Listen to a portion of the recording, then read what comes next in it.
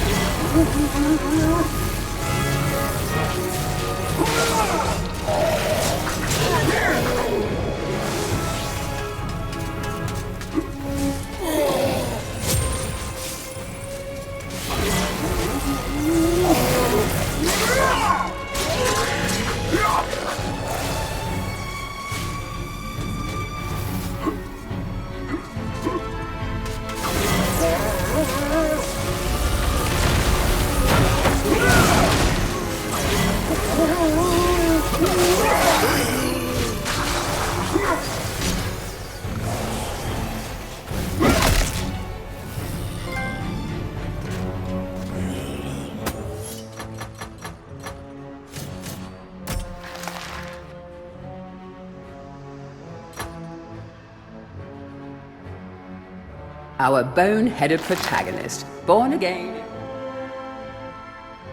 Dan's #1 fans. They can't afford to lend a hand, but they'll follow you to the ends of the earth, or at least to the end of the graveyard.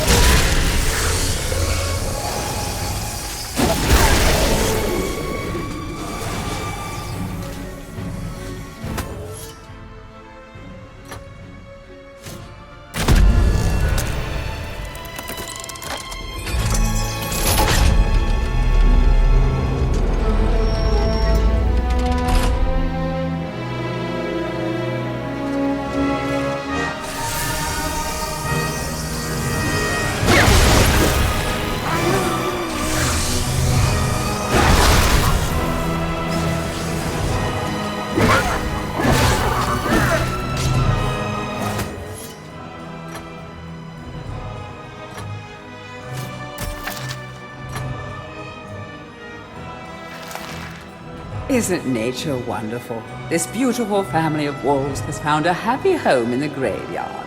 Back in their den, 6 cute, squirmy little pups are waiting for good old Mom and Pop to return with delicious, fresh meat.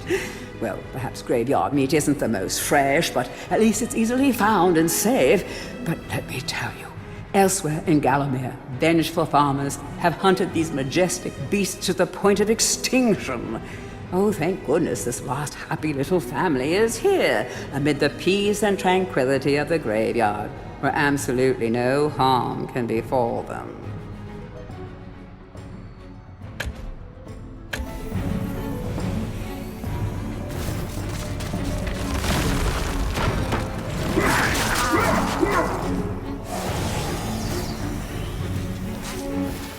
Want to be faster on your feet? Want to be able to bash down walls by charging into them? All you have to do is defeat the evil guardians of the graveyard and gain this new ability. You will never know why you left the grave without it.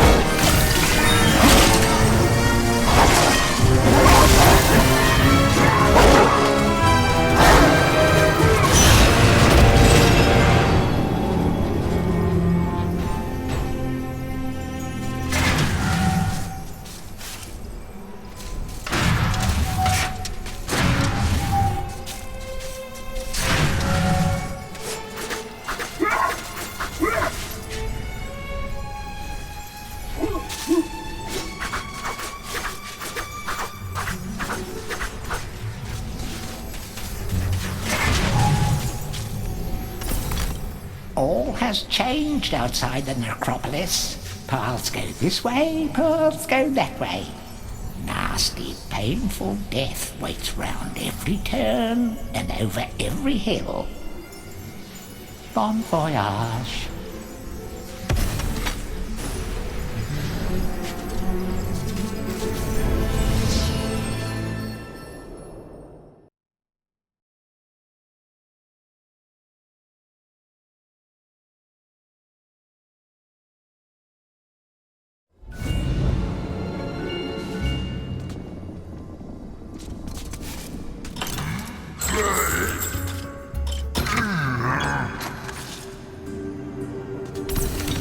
It's the Hall of Heroes shopping.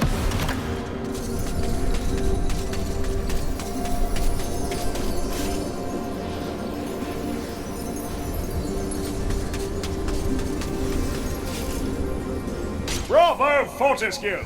Some of the other chaps wagered Zarok would be using your ribcage as a toast rack by now. But I knew you'd pull through. Here, I have a little extra something here I can give you. Could help the old quest. You want it?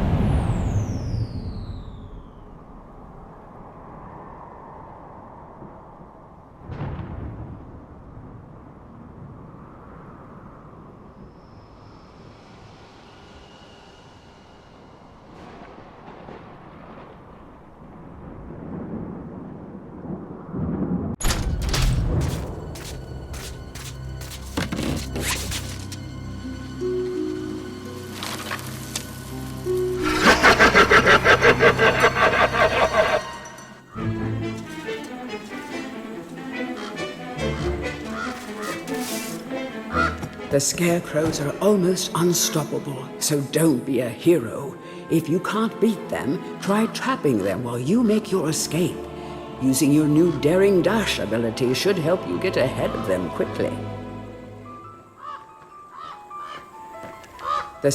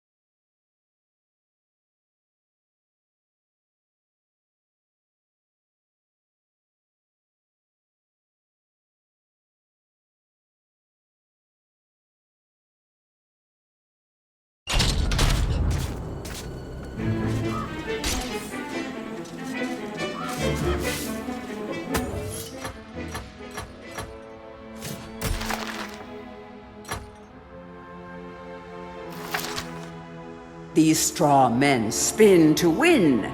They have teamed up with the crows to protect their cornfield home from strangers, whom they greet with sharp, spinning affection. Humanity's last line of defense against the restless undead. They prevent bony beings from escaping to the land of the living. Man's best friend, but not Dan's best friend.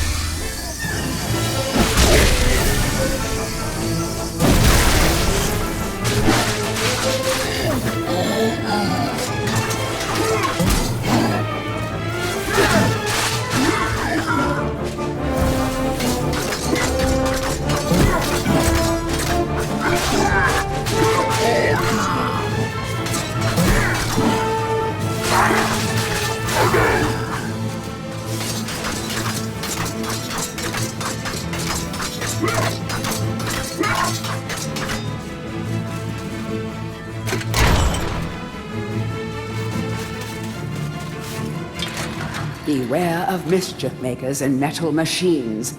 Who knows what dark sorcery brings their metal limbs to life? It would be good to see the back of such menaces.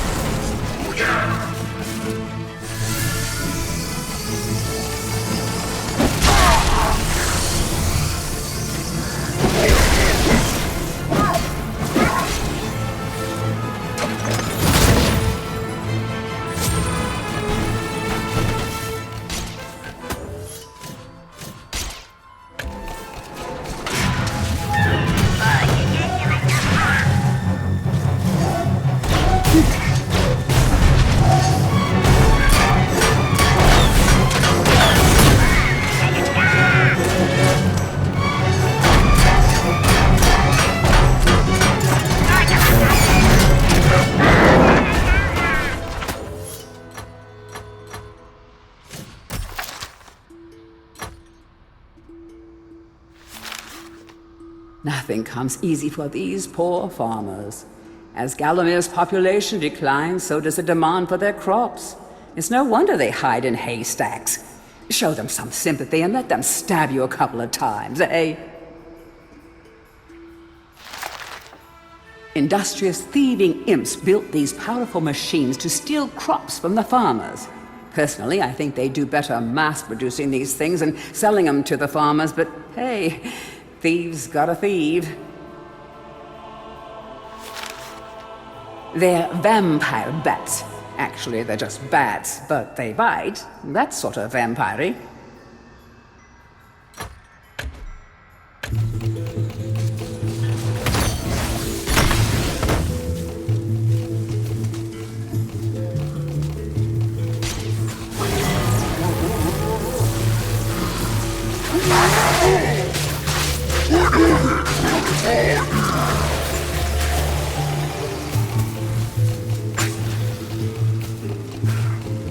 These fields are home to many mad machines, yet the most bizarre of them is housed within this barn.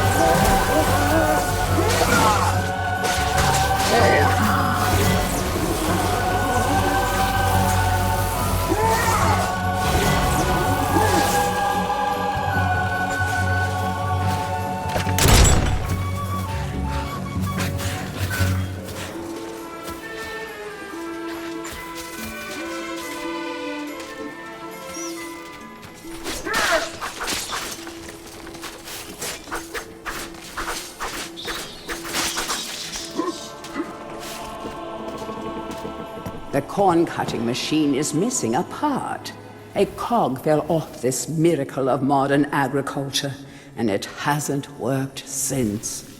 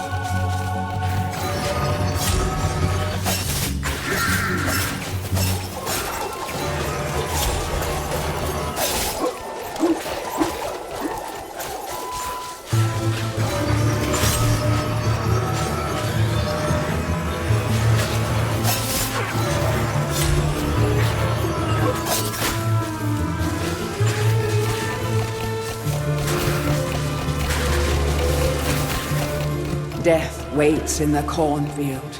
Pick your route carefully and do not linger in the corn.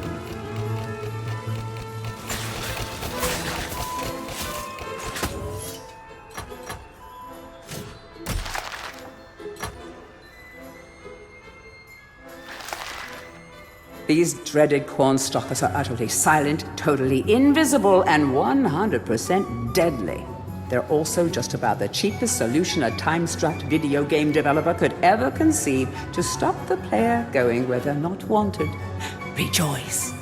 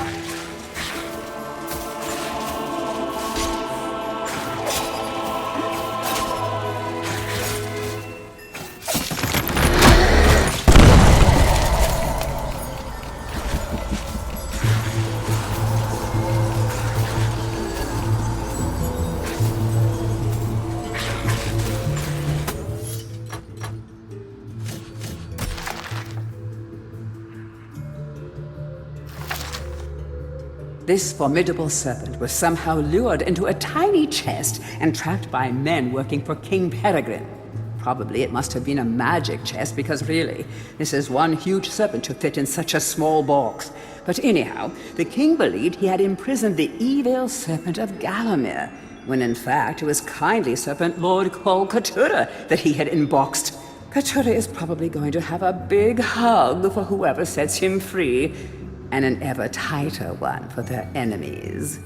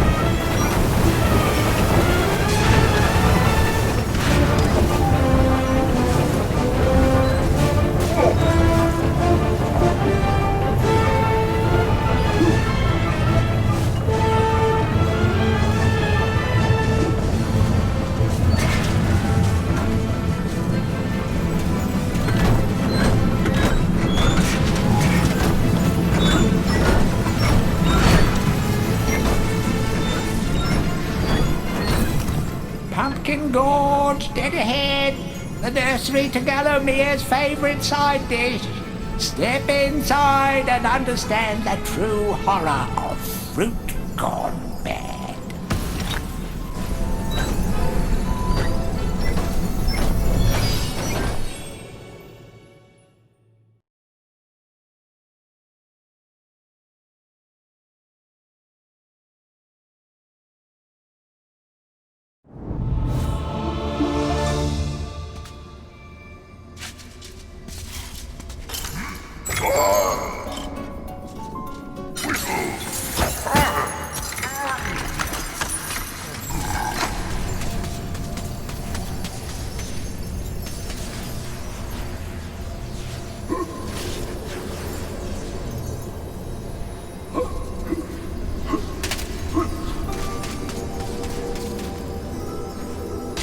Fortescue, you jawless arrow magnet! What are you doing back here? What? Call me Mr. Woden the Mighty! How I pity the people of Gallowmere, that their fate should once again be in the hands of a chump like you! Still, I suppose it's not fair to take it out on them. Take my sword, and do try not to stab yourself in the foot. You know, I've always had my doubts about you, Fortescue. You're just not carved from hero material.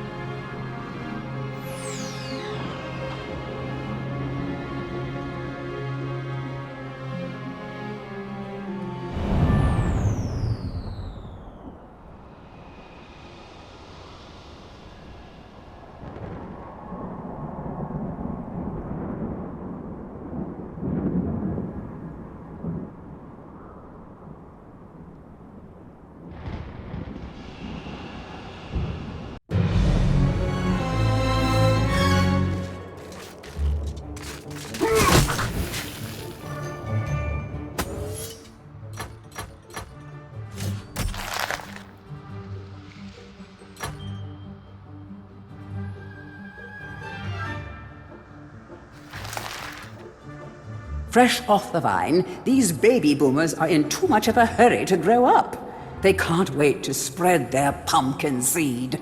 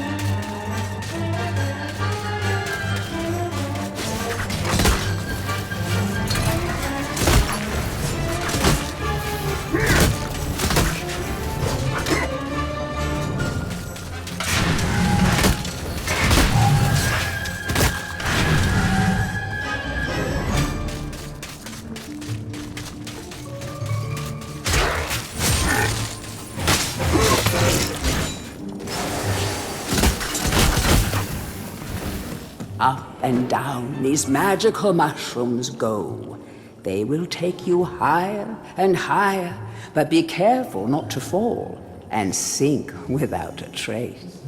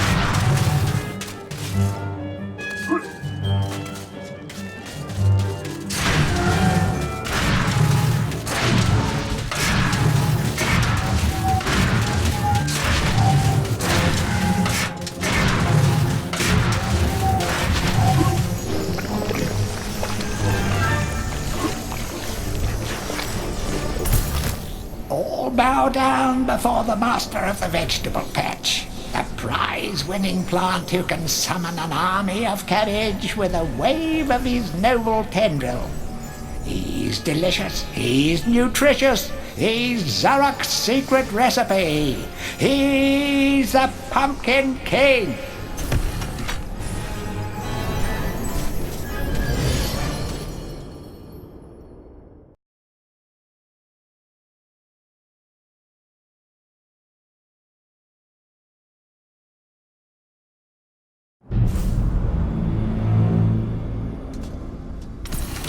Gaining allies in the Hall of the Heroes is the way forward. Hack, choppity chop, off with a few zombies' heads, and it thinks it can redeem itself in battle. You still have a long way to go to rank as the best.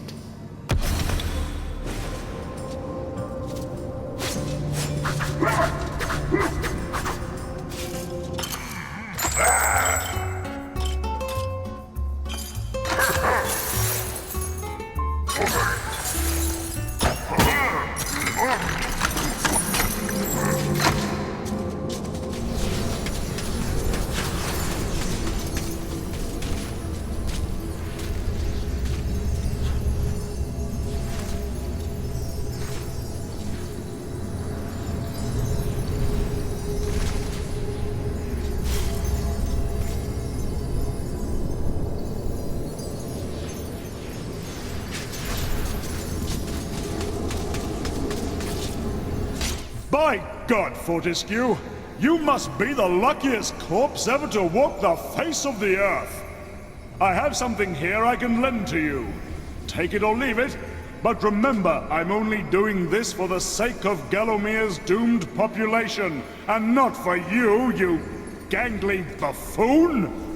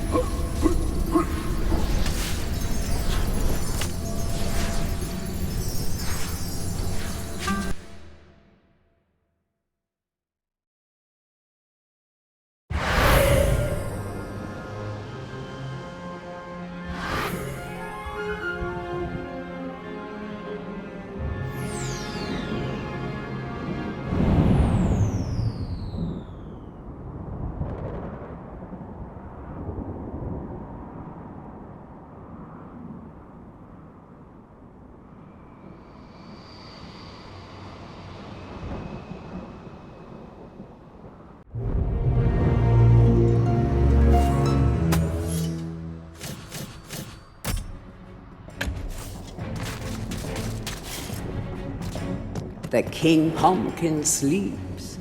If you want an audience with this regal plant, you should mash all of his pod sacks.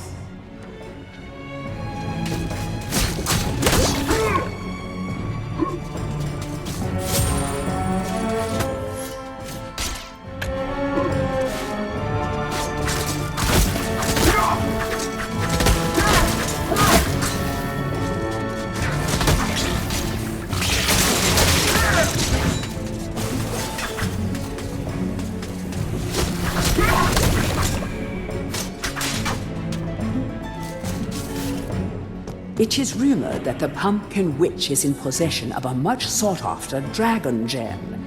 If you have a witch talisman, you could summon this kindly witch.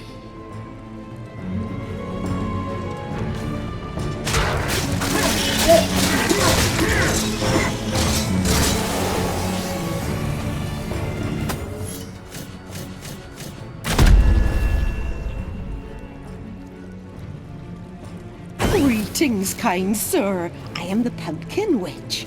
I'm like a mother to those pumpkins. I give them all the love and care a young fruit could ever ask for. From the moment they first push a shoot above the soil, right up until their heads are cut off and eaten. And look, see how they repay me, running around and causing mischief. That nasty old big pumpkin has a bad influence on the young seedlings. If you teach him a lesson in manners, I might give you a nice present.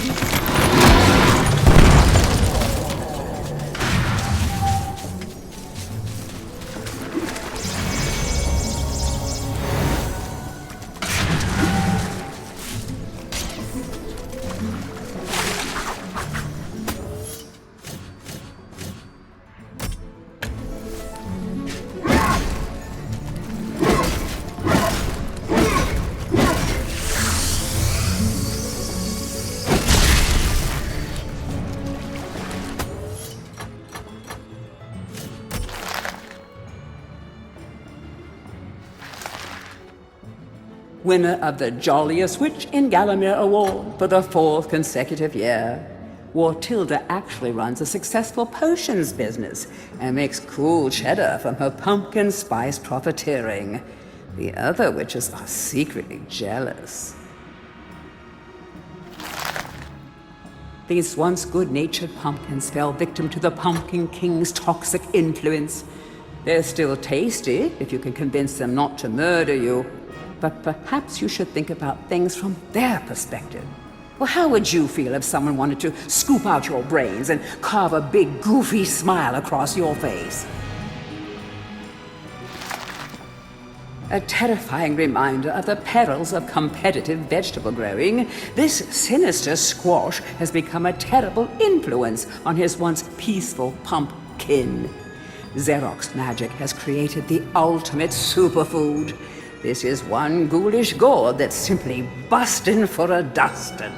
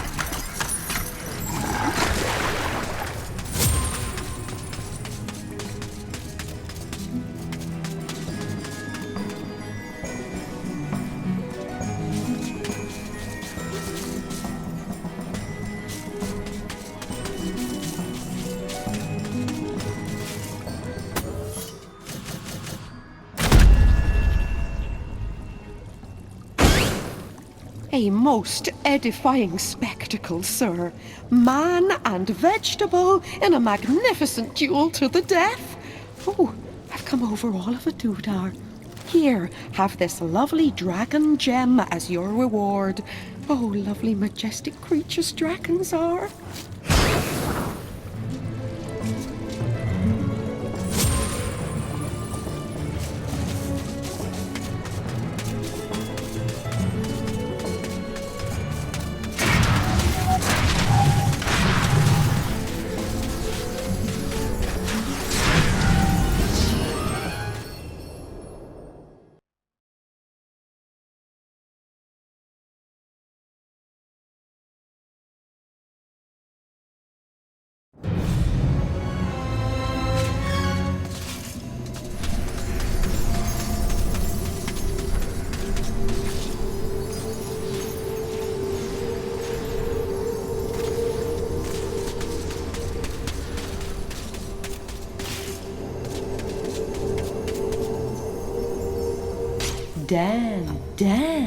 Dan.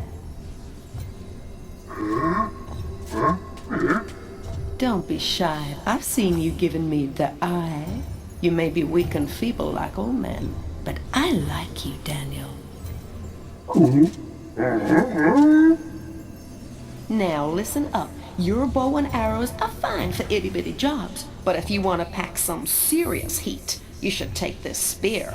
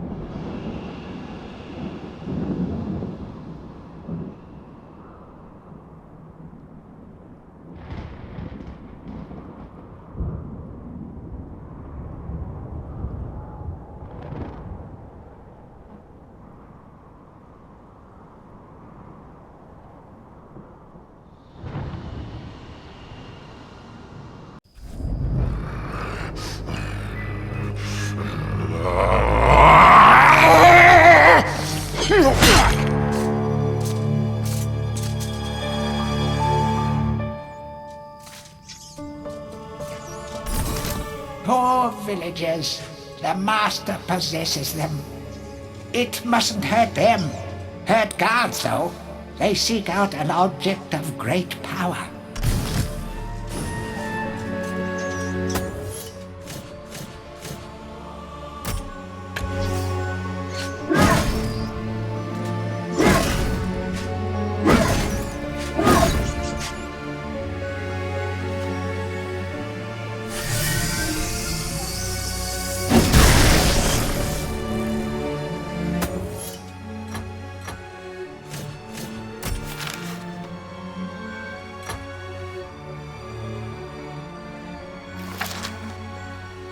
These rats seem harmless, but they have tiny fingers, and they're probably plotting something terrible.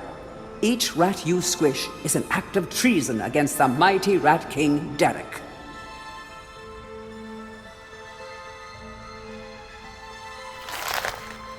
Hypnotized citizens of a once thriving town. They'll happily invite you in for tea, but if they ask to borrow a shovel, you should probably decline.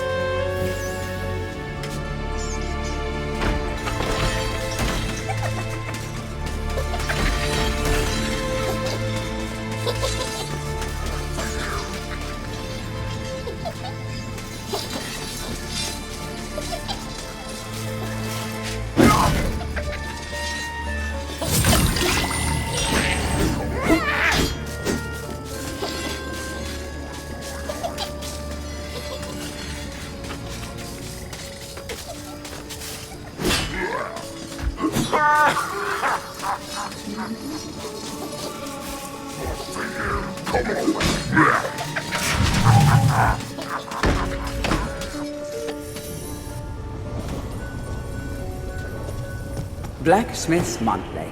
Old man Willie Green of Gallowstown was awarded Smithy of the Season by our readers. His outstanding casts have produced many intricate and hard-wearing iron goods and sculptures. Willie only uses the finest of metals in his work, and is particularly noted for his magnificent busts. Old man Willie was quoted as saying, "Aye, when I get pumping on me bellows, there's no stopping me. It's all in the rhythm, up and down, up and down. I've always been inspired by the stories of Stanya Ironhewer, the greatest smithy there ever was."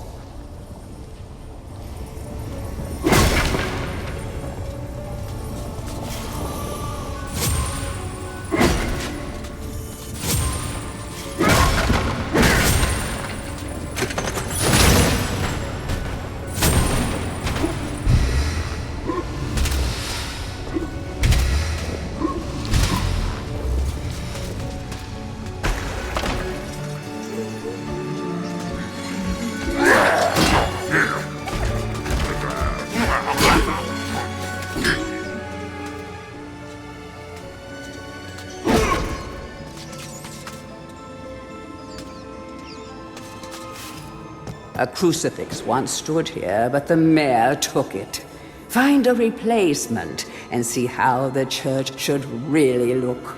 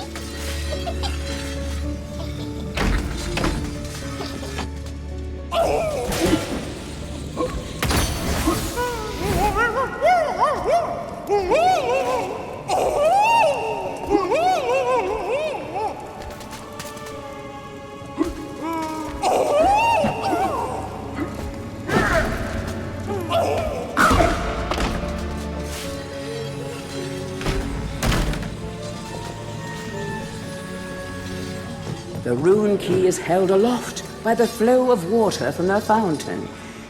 You may have to wait for the next drought.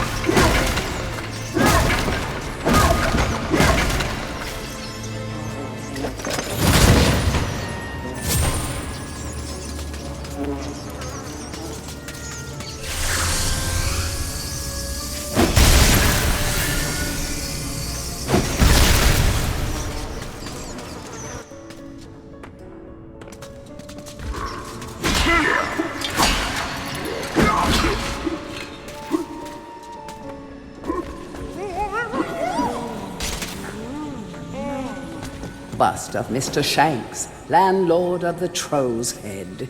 To clean the statue, lower the pedestal.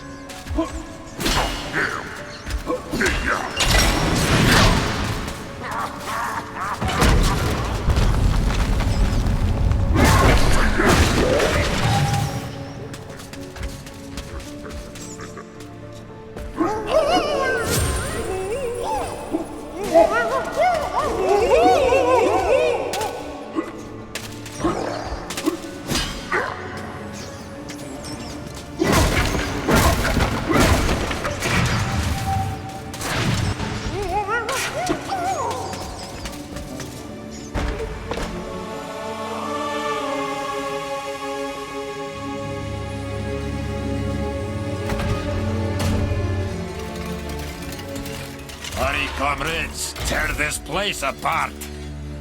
If we don't find the shadow artifact, Lord Zarek will have us mocking out the demons for the next millennium.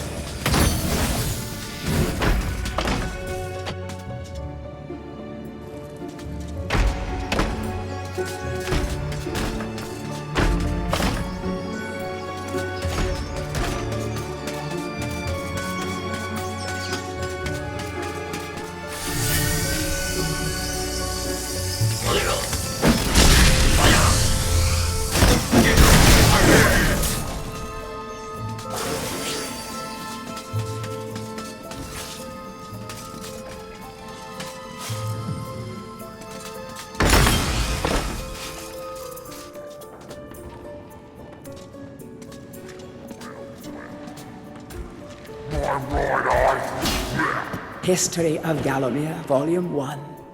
During the dark time that was Gallomere's not too distant past, it was King Peregrine who thwarted Xeroc the Necromancer and his plan to enslave the land. Xeroc, once the king's mage, had fallen out of favor with the ruler for conducting outlandish experiments on the bodies of the dead. It was said that deep within Peregrine Castle, the dead were restless. The dead are to be honored, not kept as the playthings of alchemists, declared King Peregrine as he banished Xeroc from the castle. All of Xeroc's living dead were routed out and destroyed. Xeroc, being an unforgiving soul, went into hiding and vowed to wreak his revenge on the king.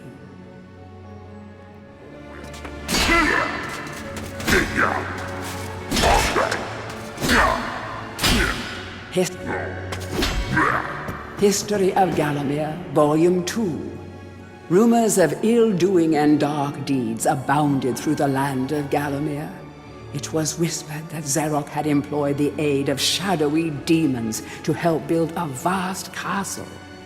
Under the cover of night, Xeroc's dark army spilled forth from their corrupt haven. The army marched south across the Silver Mountains and through the Silver Woods. Soon afterwards, even the Pumpkin Lands belonged to Xeroc. The folk of Gallows Town cried out for help.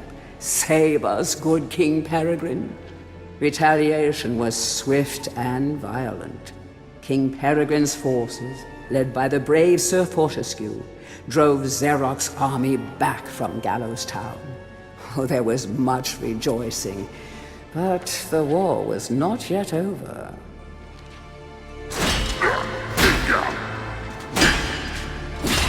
History of Gallomere, Volume 3. News that Xeroc's army had now taken the Floodlands caused much concern. From this vantage point, Xeroc could march west to take the Enchanted Forest. This sacred place would prove a bitter defeat if it fell into the hands of the evil sorcerer. It was Sir Dan Fortescue who once again led the king's militia to rid the demon host from the land. Yet the evil wizard was cunning and had prepared an ambush. Titanic battle ensued, of which history has never seen the like. It is said that the day would have gone to Xeroc, but for the skill and valor of one man. Fortescue led the charge deep into the massed ranks of the undead, felling Xeroc's bodyguard, the fearful Lord Coddoc, and before finally succumbing to his own mortal wounds, slew the traitorous sorcerer with a mighty sweep of his sword.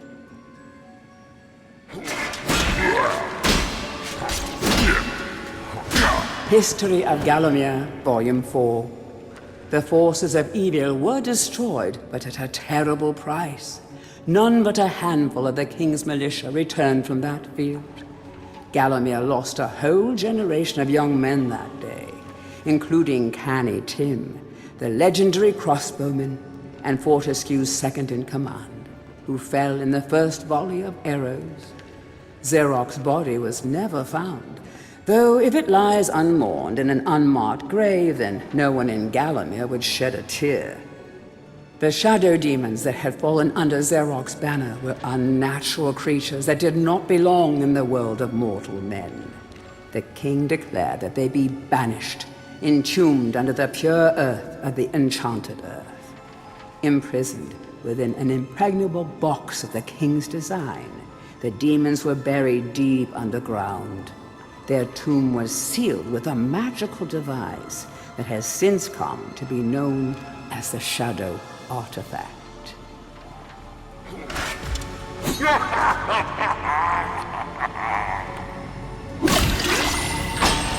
Heroes from History, a retrospective. Chapter 1. In addition to being the strongest man who ever lived, Stanier Ironhewer was unsurpassed in his skill as a blacksmith. He was equally happy pounding on his anvil at home as he was pounding on someone's head in battle. It was said that his only fear was the end of the village smithy as the focus of manufacture, in favor of more centralized units. As if.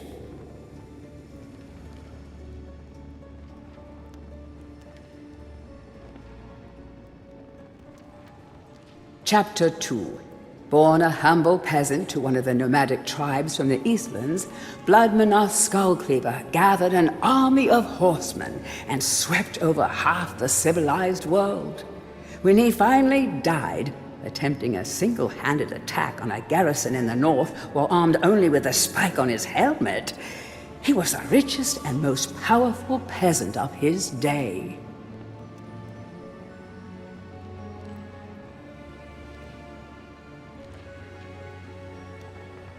Chapter 3. Carl Sterngard spent most of his formative years under siege at his family castle. With his impregnable magic shield, Sterngard's motto was, "The best form of attack is defense." Sadly, his shield couldn't protect him against poor eating habits, and he died during a post-battle feast, while swallowing a large sausage he had failed to chew.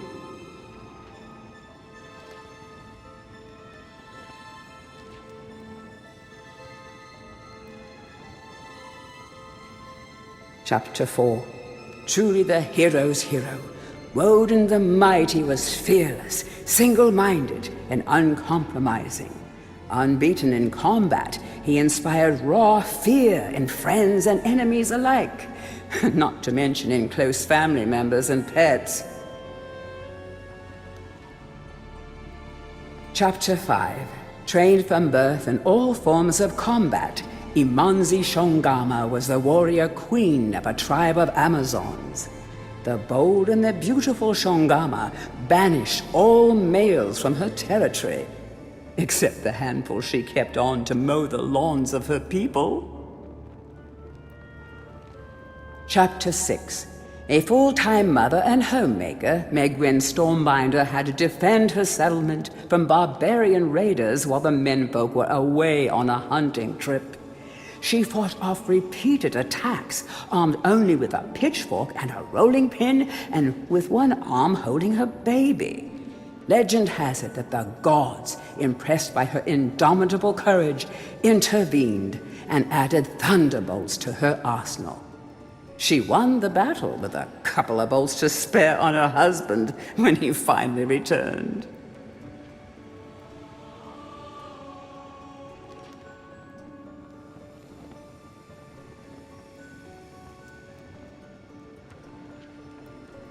Chapter 7. Dirk Steadfast was a fearsome opponent thanks to his magic sword and a firmly held belief that only women defend themselves. Real men are always on the attack. He was a friend and contemporary of Carl Sterngard and was with him even to the end. It was whilst Steadfast was explaining his views on Sterngard's shield during a feast that the latter had his tragic and inexplicable accident.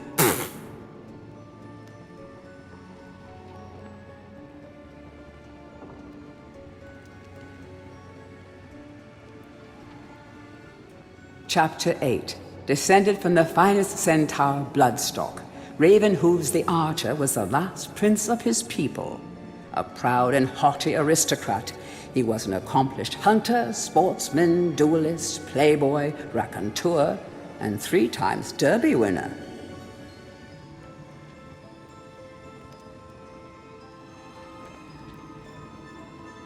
Chapter 9. Captain of the militia in the time of King Peregrine, Sir Daniel Fortescue found fame when he killed the renegade wizard Zerok. A career soldier raised in the royal household, he was adored by the men under his command, and renowned for his loyalty to Gallowmere. It was said that Fortescue was always destined for greatness. With his square jaw, steely gaze, and thick shock of hair as black as raven's wings, he looked every inch the hero.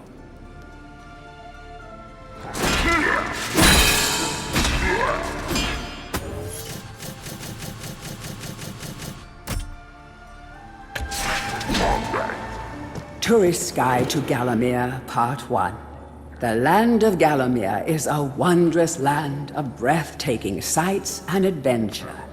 If it's beauty you are looking for, be sure to check out the sights of the enchanted forest. Scale the heights and see the nests of giant dragon birds. Seek out weird and wonderful plant life. Go ooh and ah at the sight of baby dragon toads splashing about in the crystal clear ponds. Why not take a walk through the Pumpkin Valley? Pumpkin is Galomir's favorite dish, and about now the valley is just bulging under the weight of young podlings awaiting harvest.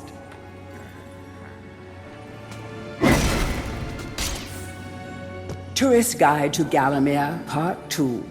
If it's mystery you're looking for, then the seasoned adventurer should travel to the ruins of King Peregrine's castle. Yes, this is the fortress from which the fabled King Peregrine once hailed. It is said that the king's crown was lost in the dungeons below the castle, and that the ghost of the regent himself now haunts these cold stone passageways. Spooky. Why not take the swamps and seek out the mythical town of Mellowmead? This place was once said to be a place of fantastical arcane alchemy, but an age has passed since it was consumed by the murky swamps. Perhaps great treasure awaits any adventurer that can locate its watery resting place.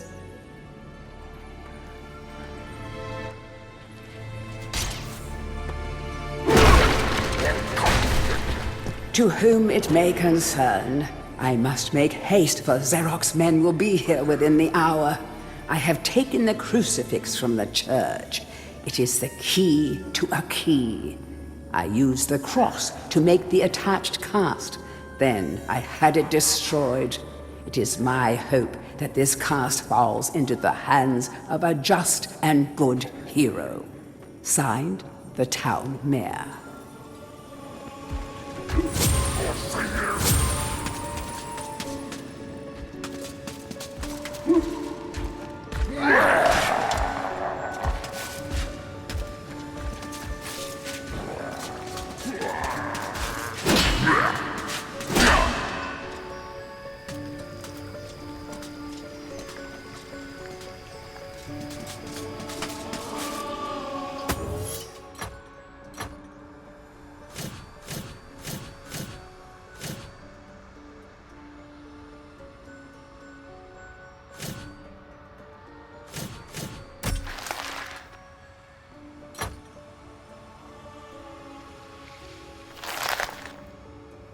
Xeroc's mechanical goon squad, developed deep in the City of Madness, although manufactured in China, of course. That coal in their stomach fuels them, whilst also cooking up a mean brisket.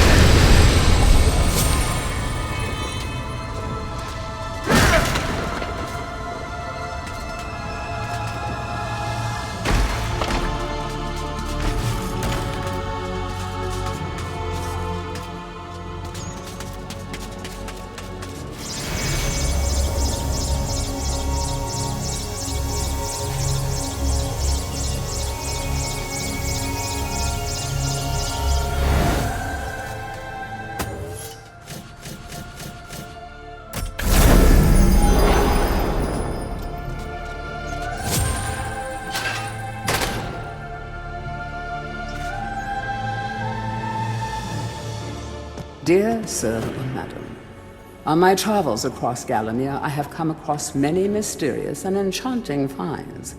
However, that which filled me with deepest dread was that bully boy Xeroc will stop at nothing to retrieve this item. I fear that he already knows that it is I who possess it. Yours fearfully, the town mayor.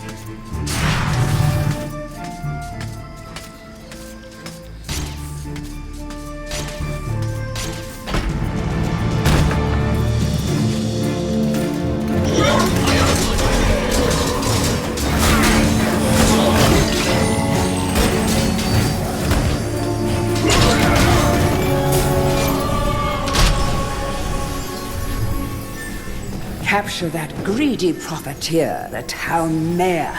Take him to the Asylum dungeons.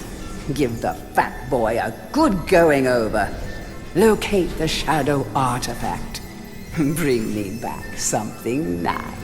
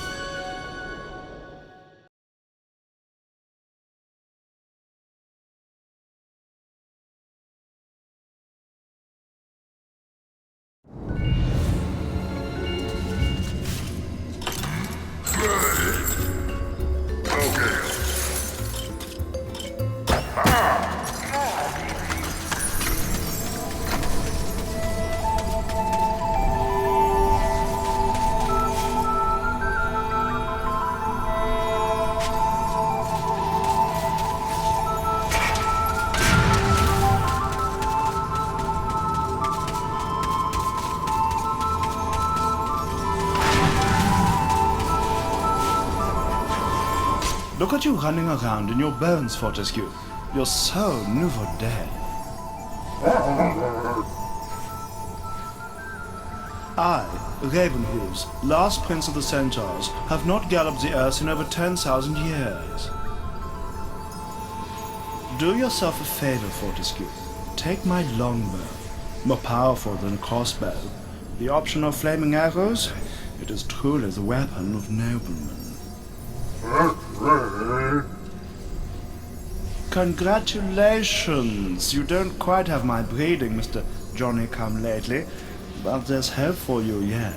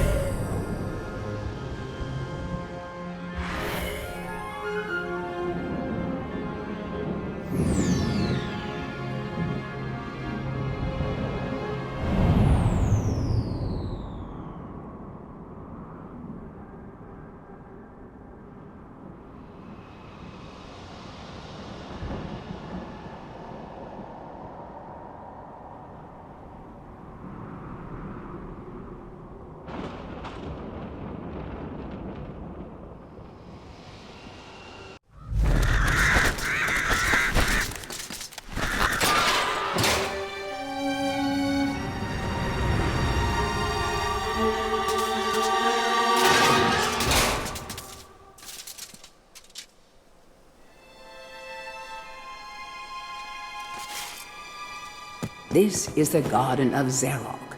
Nothing here is as it first seems. To leave this maze, you must first seek out the one called Jack of the Green.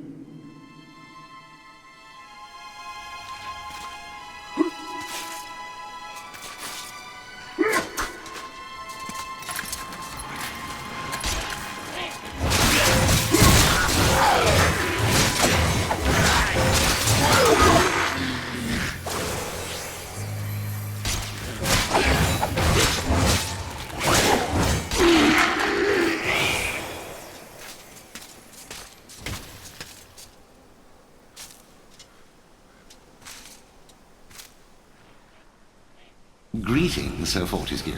My name is Jack of the Green. I am the master of riddles, and this maze is my domain. You are free to leave, but only once you've answered 4 riddles. Puzzles so fiendishly difficult, so perplexingly complex, that no man has ever solved them. Ha ha ha. Now, try my first riddle. At night they come without being fetched. By day they are lost without being stolen.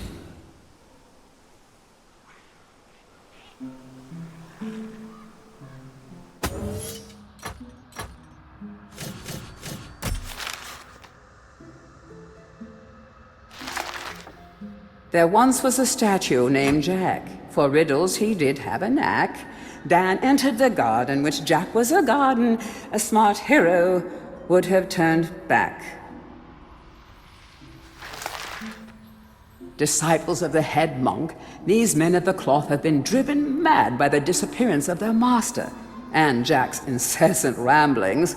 The harsh chime of a bell tells them an unwelcome guest has arrived, or that it's time for dinner, perhaps both.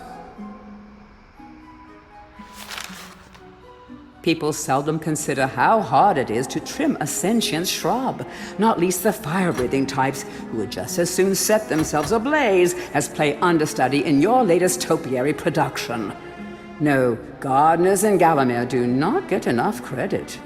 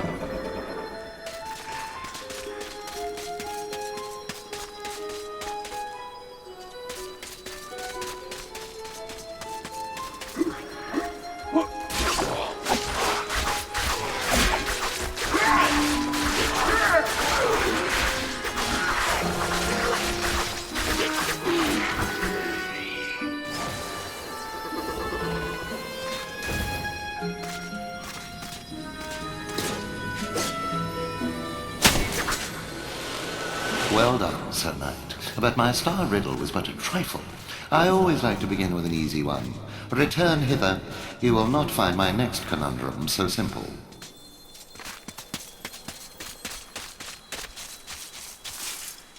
I live for laughter. I live for the crowd. Without it, I am nothing.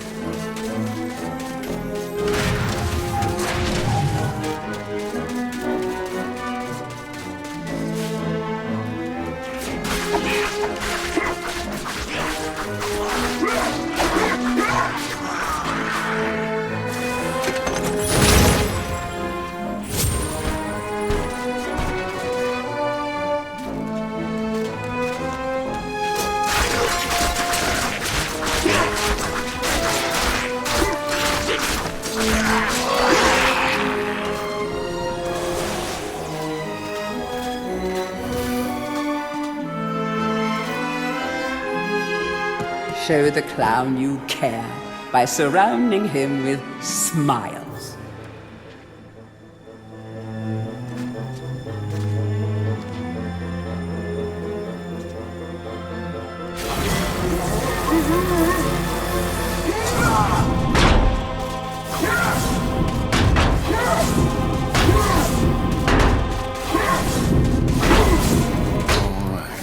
Yes, it was a clown. Very clever, I'm sure. Return in haste, Sir Knight, for I wish to see the despair on your face when you hear my next cryptic puzzler.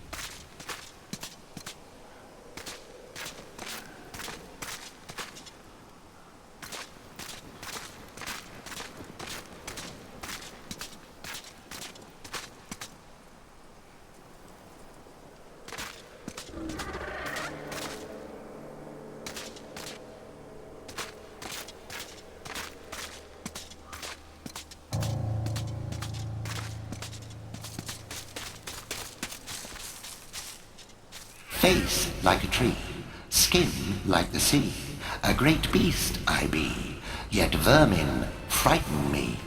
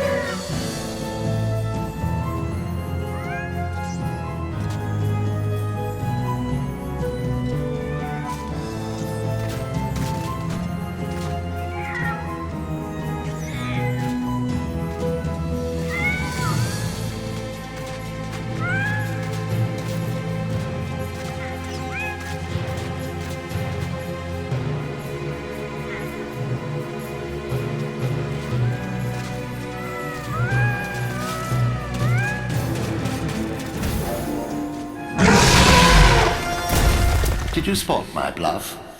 I pretended that riddle was hard, but in truth it was obviously an elephant.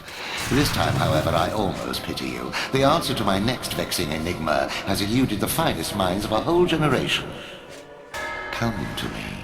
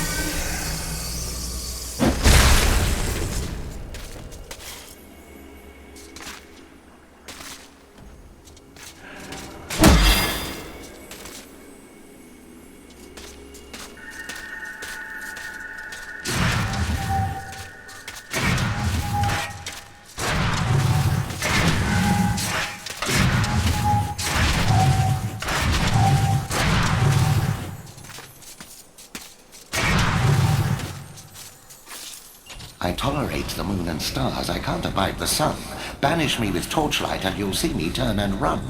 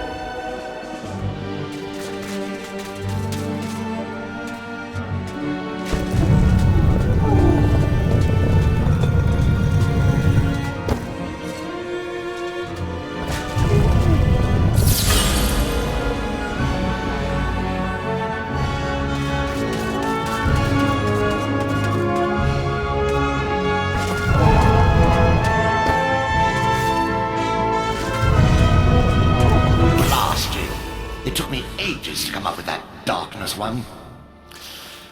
Very well.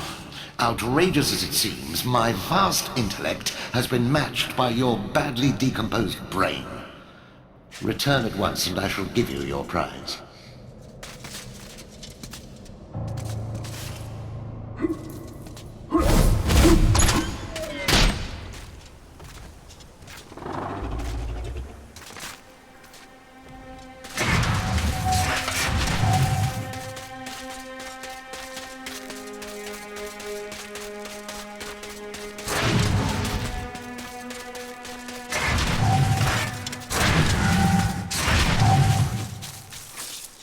You think you're so clever, don't you? Here you are, Sir Clever Clogs. I grant you free passage through my maze. Find your own way out.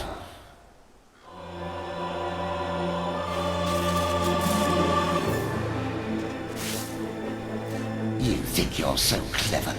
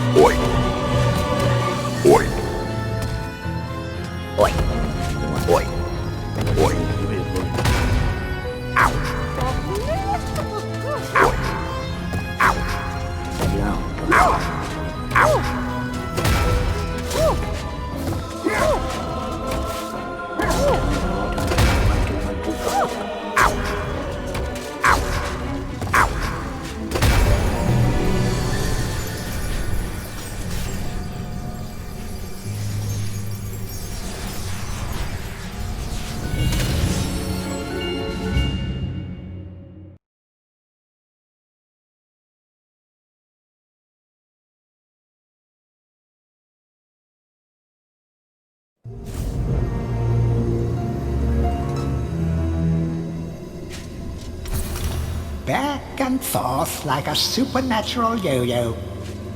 Maybe the master will make it harder to find those magic egg cups.